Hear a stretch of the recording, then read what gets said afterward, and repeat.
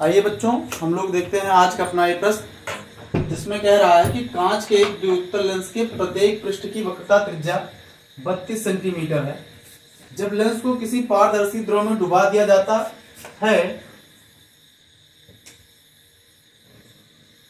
तो उसकी फोकस दूरी 104 सेंटीमीटर हो जाती है। लेंस की वायु में फोकस दूरी व द्रव का अपवर्तनांक क्या आती है। चलिए सबसे पहले हम लोग निकालते हैं लेंस की वायु में फोकस दूरी। लेंस की वायु में फोकस दूरी, इसका फार्मूला क्या होता है भैया? इसका फार्मूला होता है 1/f बराबर n-1 into 1/r1 minus 1/r2।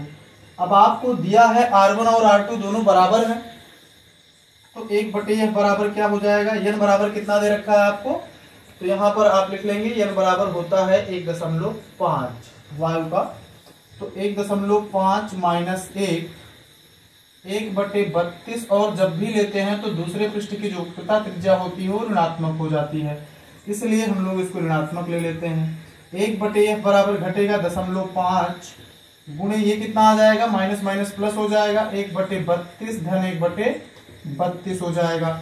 चलिए 1/f बराबर फिर 0.5 गुणे 2/32, 5 दूना 10 यानी 1 आ गया। 1/f बराबर 1/32, तो f बराबर 32। यहाँ पे हम क्या लिख देंगे?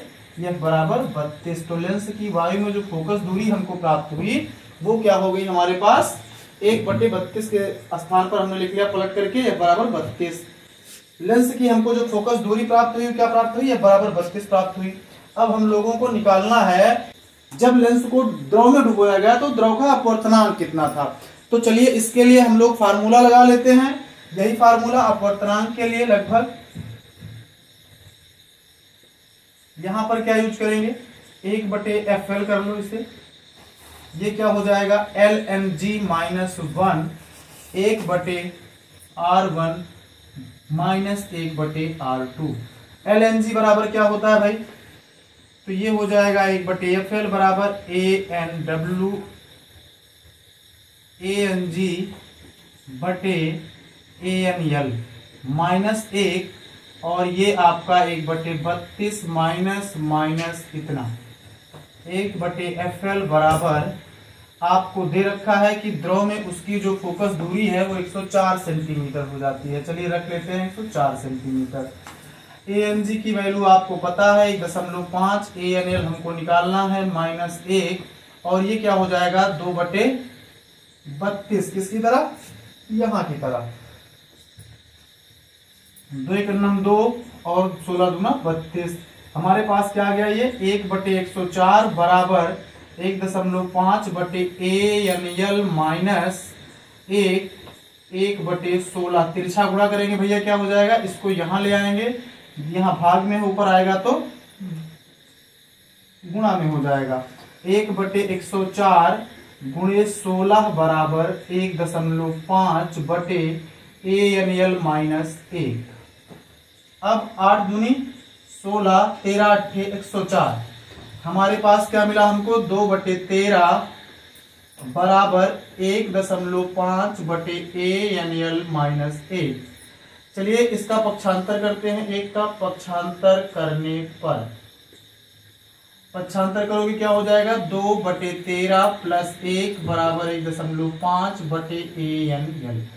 13 का 13, 2 प्लस 13/13 बराबर 1.5/ANL। 13 2 15/13 बराबर 1.5/ANL। तिरछा गुणा करेंगे क्या हो जाएगा? 15 गुणे ANL बराबर 13 गुणे 1.5। चलिए भैया देखते हैं इसका।